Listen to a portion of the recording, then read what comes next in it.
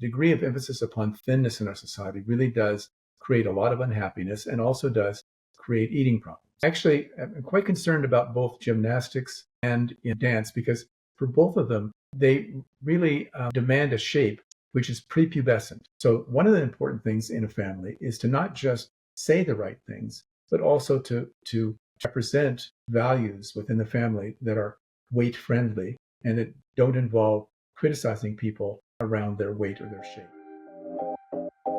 Welcome to Recovered Space podcast, where we discuss science and real stories of eating disorder recovery. Hi everyone, I'm Anastasia and I'm the founder of Recovered Space, and I'm thrilled to be a host in this podcast with Dr. David Garner, a leading expert in eating disorder recovery field with over 40 years of experience. Welcome, David. Glad to have you here. It's great to be here. So today, it's going to be our fourth episode in the series about binge eating disorder. So please make sure that you check out the previous episodes because we did discuss in great details everything related to binge eating disorder, emotional eating, co-occurring conditions, as well as we did discuss and did provide you with the great practical tools and the templates and frameworks that can really be helpful for you to break the cycle. So today, we really want to talk about a bit broader topic, but the same important and any other topics we already discussed. And this is about society, culture, and family, how all these three things can really impact someone's binge eating disorder development, or probably not. We will figure out during today's episode, right? And I believe, Dr. Garner, I would like us to start this conversation with talking about social impact. We live in the society where we constantly pushed to be thinner than we are, always promoting the unrealistic beauty standard and endless dieting, just endless dieting. I really would like us to discuss how this social pressure really leads people to develop binge eating disorder, and not necessarily just binge eating disorder, but any problems with food and eating. Well, I think it's a really important topic. I think that there's no question that living in the culture, as you stated, where dieting is advocated as a way to try and improve self-esteem, when we're constantly bombarded with images of people that are unrealistically thin, when we're also bombarded with images of people that have been photoshopped to look even thinner than they really are, the degree of emphasis upon thinness in our society really does create a lot of unhappiness and also does create eating problems. Binge eating disorder, again, is, people that are, about 2/3 of people with binge eating disorder may be on the heavier end of the weight spectrum. So they're bombarded with this message, but there's a giant discrepancy between their own body weight and the body weights that they see of people on social media or on the different forms of media. So culture can have a very damaging effect in terms of people's self-esteem when you're constantly seeing unrealistic images of beauty. And if you happen to be heavier than the average person, this can be really a source of great emotional distress. So again, first of all, the images of beauty, that's one of the aspects of culture which affect binge eating, because people are constantly trying to diet, to lose weight because of the cultural influences. And also we're bombarded with messages around food. So in our culture, people are trying to diet, but they're also exposed to images of food and the availability of food. If you think back, 100 years, that there was not the kind of availability that there is today. Also, there are certain countries where less food is available. So in many of the developed countries, people are inundated with food messages. So binge eating disorder is complicated by the fact that food is continually available. You can go to a supermarket and you can load up on food in a way that you might not be able to in some other countries, or at least some other points in time. There was a point not too distant in our past where people didn't have immediate access to food. I mean, you had food at meal times. It's very structured. Now we have access to food all day long, unlimited amounts. So again, the cultural image of thinness has a big impact. In fact, many years ago, I actually did a study that was one of the early studies that I did really related to trying to understand this issue of culture and eating problems. And I think that the first time this was discussed back in the 70s, people thought that it was a ridiculous idea. I remember the first paper that I wrote on culture was rejected. It was rejected by a reviewer who said, "This is really ridiculous," how blunt they were.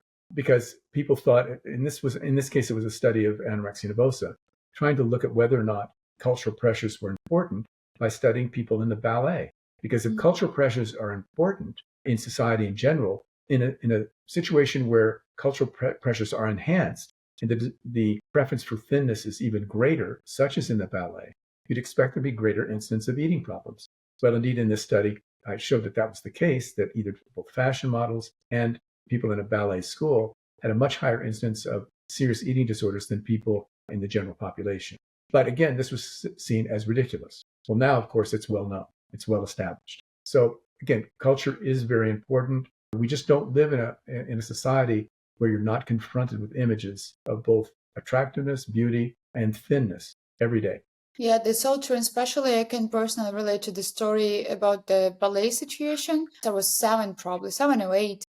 I started dancing. It was kind of dancing school. So I spent there 8 years and I loved it with all my heart. And I believe I was excellent. Like I believe I did it just well. But by my nature, I'm a bit bigger than people consider you should be when you're dancing.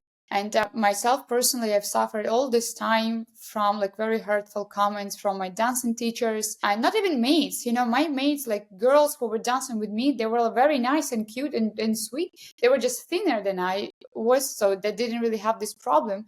They just know that how hard and harmful it can be when you're like 8, 9, 10 years old and you're just loving whatever you're doing, like you just love dancing, and then you constantly face these comments about you probably should eat less, and like, but wait a minute, I'm not eating more than other people. And I would never forget, my mom shared this with me. At some point they got parents to talk about things, to talk about performance. One of the teachers, she told my mom something like, you should put your girl on a diet. And I was like 9. And my mom, of course, she protected me. She said, like, you're just crazy. I believe this impacted origin of my eating disorder because I've been suffering for quite a long time. I have one more question. Is there really any way to protect yourself and not getting that hurt by these comments? Well, first of all, I think it's important to point out that that in certain sports, sports or athletic activities like dance, the images currently of the prima ballerina are really unrealistic. You have to be a genetic deviant, meaning that you are genetically super thin. You're at the far extreme of the thin side of the weight continuum genetically to be able to be successful. The same is true for other sports such as gymnastics. And I actually am quite concerned about both gymnastics and dance because for both of them, they really demand a shape which is prepubescent. So you're not really, if you develop as a young girl would normally develop, you are going to be disqualified from either of these sports because of your natural weight and shape, unless there is something about your physical makeup that is abnormally thin. Mm-hmm. There are a few people like that, but not many. So I think it's a very harmful environment. So one of the things that I guess I spent quite a few years actually consulting to a number of ballet schools, and it was tragic to see kids 8, 9 were on a diet and being criticized by their dance instructors for eating something other than salads. And so the problem I guess I have is that this occurs at an age like the age that you're at, before people develop the kind of internal resources to stand up against social pressures. I mean, you end up being a victim of the social environment, which is very hostile to most people's bodies. Mm-hmm. So I guess, the first answer to your question is, I think that it would be, I have concerns about these two sports. You're telling people that particularly young girls, that they can't develop. They can't be anything, they can't have a normal shape. And so you're right, you may love dance, but unless you are biologically programmed to be on the kind of very thin shaded side of the continuum, you're going to have trouble competing. And you're going to be, so number one, I think the culture should be changed. I think that it's important to it wasn't always that dancers were emaciated. George Balanchine really did adversely affect the whole ballet industry by his preferred shape, which was a prepubescent shape. So I think that we should be very careful from a social point of view about having kids participate in these sports that demand that they have a body shape which is unrealistic. I think we need to be able to start dance schools where people can be a normal shape. Modern dance and other forms of dance may not require this kind of super emaciated image. And with regard to your question, what can you do to protect yourself? Well, if you're 8 or 9, it's hard to figure out what you can do to protect yourself. I think your parents need to step in and protect you and understand the risks and dangers of being in both ballet and gymnastics. And understand that in both of these areas, it's very hard to be a post-adolescent and be successful. So parents, I think, need to step in and see if there's, in most instances, if they have a kid who's vulnerable, being able to try and direct them towards something that's going to be a healthier athletic activity. Do we have any research or any data that tells us how being exposed to these pictures of ideal bodies or like very emaciated bodies really affects someone's eating behaviors? Do you have any idea about this? Well, there's a very good study, a good study that came from a study of people in Fiji, both before they had exposure to social media and afterward, showing there was a very rapid increase in eating problems in after exposure to social media. So I think, and also there's lots of information showing that the internalization of a thin image, so it's not just being exposed to it, but also internalizing this tends to be associated with increased eating problems. So that there's studies both of cultures where eating problems were not very, didn't exist or existed at a very small degree, and after exposure to certain types of thin images, it did increase people's vulnerability. So there is pretty good evidence that our culture, particularly the exposure to thin images, does affect people's eating behavior. So I think this is now well established, whereas years ago it was really controversial. I believe it's hard to come up with any immediate answer or immediate solution, like what we should do to change it. It's kind of gradual process. And I'm quite happy to see that some sports brands like Nike, no affiliation, but just good example, they started running campaigns where they show people in different shapes and different form that they do exercise, for example. It's really inspiring. Not only Nike, just something that came up to my mind. I believe it will take us as a society such a long time to recover from all these years where only like unhealthy thinness was put on the pedestal when we're talking about beauty or even success in some cases, like for modeling or for something else. I think you're really right. And also, I think we can feel pretty optimistic. If you think about the lack of diversity in the media, not many years ago, 20 years ago, well, you didn't see people of color in being the anchors of news shows. You didn't see people of color in positions of prestige or power. And so one of the things that has been really encouraging that over the years, in recent years, there's been just a greater emphasis upon seeing people of both genders, seeing men and women in positions of power, seeing people, different minorities, being also well represented in the media. This has been a major change in the last 15 years, 20 years. So we've made major changes in this regard. And so as you're pointing out, the fact that there are certain companies which have come to understand the importance of representing people of different sizes. I know Dove has been another example of having a body diversity campaign. I think as we see people of different shapes being represented in a positive way, I think there may be greater acceptance of body shape in our culture, different body shapes. But unfortunately, we've lagged pretty far behind in this regard. But we've made some progress. There are companies now that do see this as an important because remember, there are a lot of larger people that are consumers. I mean, there's both a philosophical reasons trying to present people of different shapes and different minorities well represented within the media. That's important from a philosophical point of view, but also a practical point of view. These people have money. So if you want to sell to them, make them look like they're part of the world. Yeah, exactly. I'm just annoyed with the fact that when you go shopping, for someone who is not in anyhow ideal body proportion, which I am, I don't have perfect proportions. Like my waist is like 2 times smaller than my hips. It's just how I am. And to me, the entire shopping process that probably should be pleasant or joyful becomes just a torture because I don't understand why only people with perfect proportion should wear pants. like what other people should wear. It's not necessarily only about hips, but like someone's got longer arms or bigger shoulders or whatever. I believe at some point I'll just open the company, the factory that's gonna create the clothes for people with different proportions, different body size, different particularities. I think one of the things that has actually changed is there has been more emphasis upon kind of the body diversity within even the clothes industry.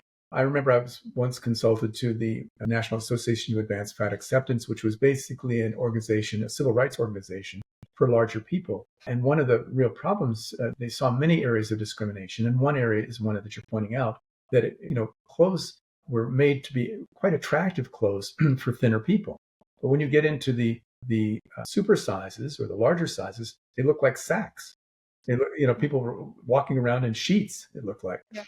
So this created a lot of backlash in the community of larger people.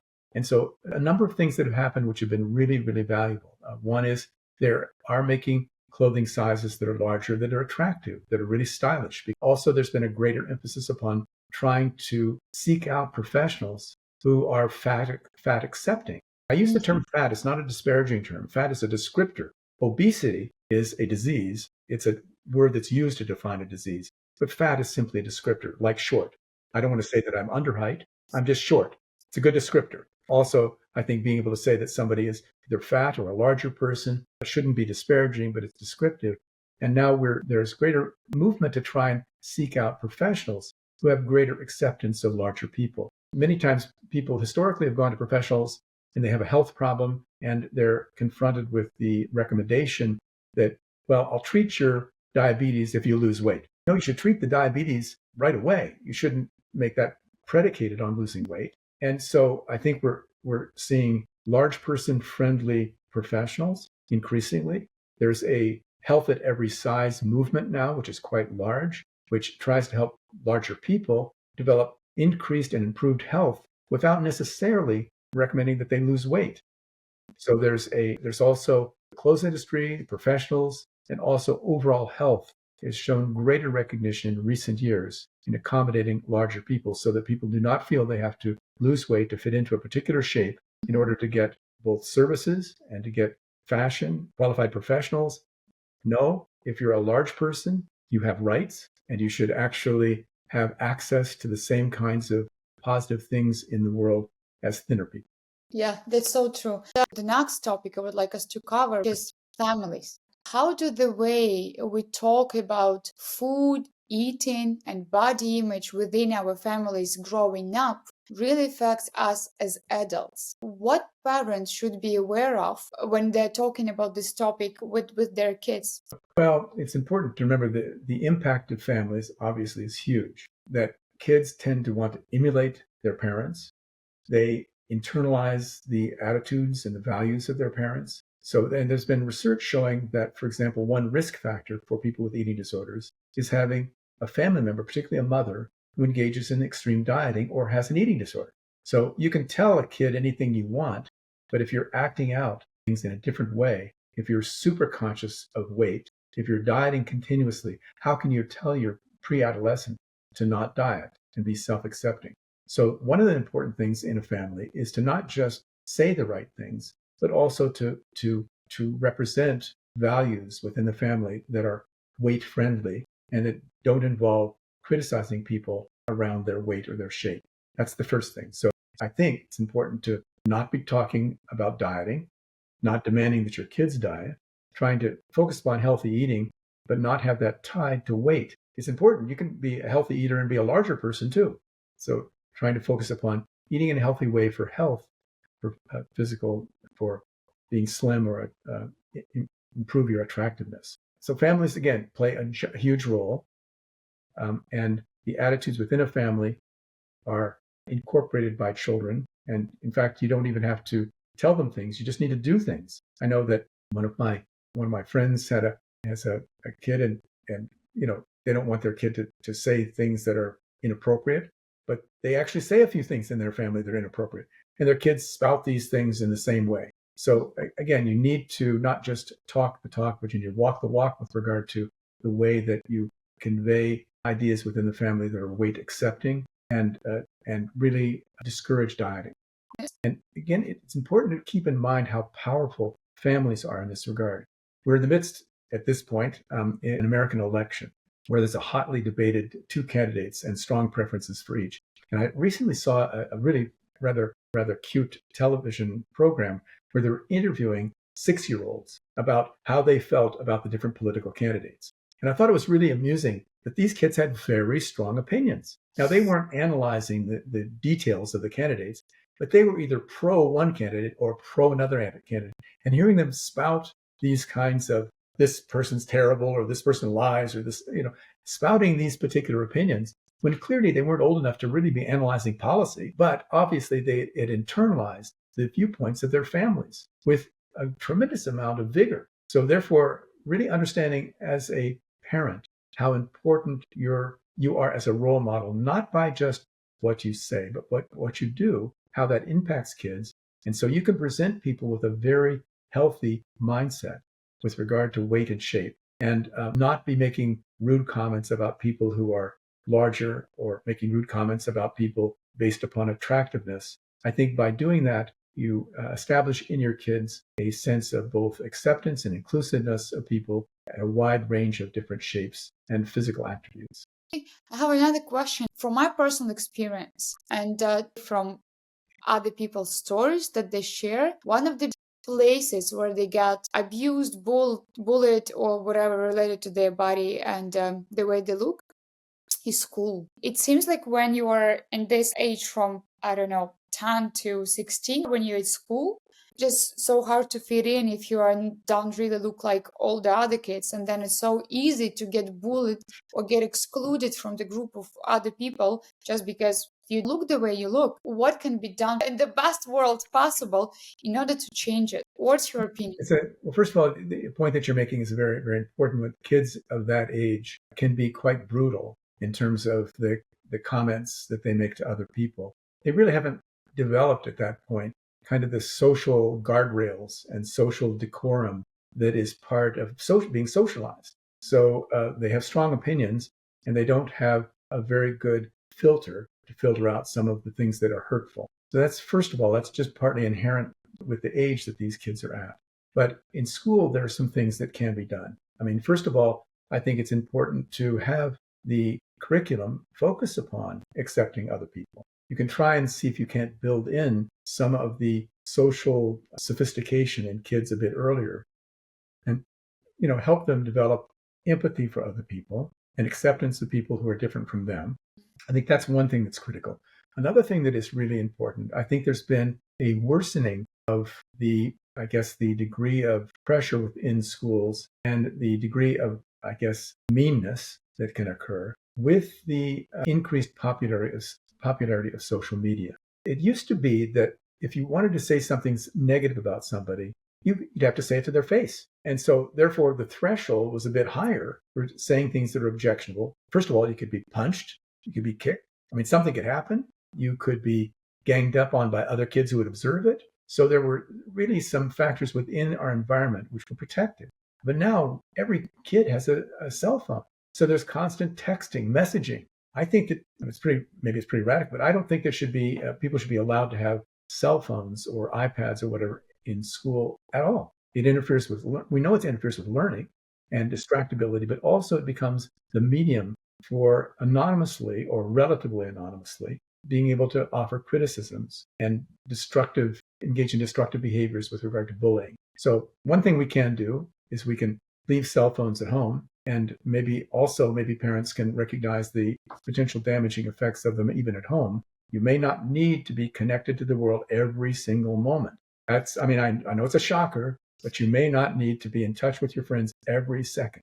And so that was a very practical thing related to social media. And we've seen that with increased social isolation, also, this can be a problem. During the pandemic, there were increased number of eating problems that developed. Also, emotional problems were really quite significantly increased during that period of time, showing that it's important to have social engagement with people, but maybe we can do something to make the social engagement less harmful or damaging. So I think what we've said is on a social level, the highest level, there are things philosophically that we can do to try and make the world a friendlier place for larger people. And also on a family level, we can do things within the family to try and increase the awareness of the diversity and the positive aspects of individual differences in our society, and also emphasize kindness and try and reduce the threats of social media. And then on an individual level, we can protect ourselves by actually reading, becoming aware of the damaging effects that our behavior can have upon other people, how hurtful we can be, and to try and increase our own responsiveness to kind messages, try and be more personally aware of our impact, and also to work on not just stating things, but actually living them. So trying to feel that we can rid ourselves of the biases, as you've described, rid ourselves of biases that we have, which may lead to destructive behavior. Dr. Garner, in this context, we really should cover a topic about body image. It's kind of obvious that difficulties with body image is just a central issue for anyone who is suffering from any sort of eating disorder. Based on your clinical experience and your experience with coaching clients, do you have any proven to work strategies in mind how someone can improve their body image? Well, first of all, I'd say it's very challenging to change somebody's body image. Basically, we have a particular view of our weight and shape and its relationship to our feelings about ourselves, our self-esteem. And so it's very hard when people are self-disparaging and have a negative body image to help them toward a more self-accepting point of view. I think the one thing that we can do is begin to look at some of the irrational thoughts associated with a negative body image. For example, we tend to think that everybody thinks about us and looks at us and may be critical of us because of our weight or our shape. Well, actually, that's not exactly the case. Think about how often you think of everybody else's weight and shape and how you feel that does that create a negative view on your part toward them. It probably doesn't. We also have certain myths we believe in, like, okay, thin people have everything. They have it all. Well, that's not exactly the case. There are even thinner people who have eating problems and who have other emotional difficulties. Look at all of the movie stars who have drug and alcohol abuse problems. So it's thin people don't have everything in life. So you can begin to challenge some of the irrational beliefs that you have. I want to do an entire podcast or video on very specific things that you could do to challenge your negative body image. But you are not the way you look. You go beyond that. I think focusing much more attention upon the things that you do rather than the image that you portray. That's very important because I guess the person you are is not the image that you have. We also, I think, can do some challenging of this whole question of self-esteem, how to address self-esteem. I mean, I think self-esteem is a very tricky concept. Everybody knows what self-esteem is, but rarely do people get much schooling, in formal schooling, in trying to understand more about self-esteem and body image. I mean, how many years in school do you get focusing upon language, history, physics, math? You get quite a few years of all of these topics. But what do most kids think about?